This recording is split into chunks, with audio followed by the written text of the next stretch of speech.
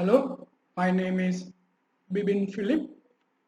In the demo, I'm going to present how from Power BI we can update record and the dashboard reflects the value immediately.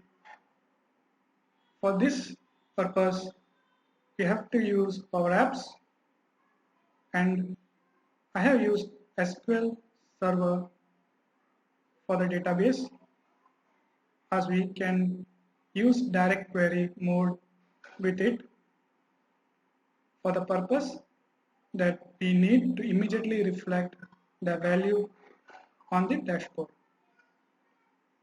So let me first make this as a full screen. So in this view, as you can see, the gross sales is 127.93 million.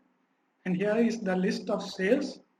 So I will just select the first record and update the value.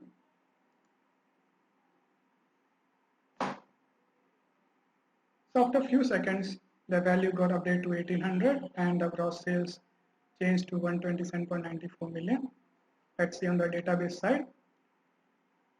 So on the database side, the whole record for the first row is 1618.5 for the units sold field.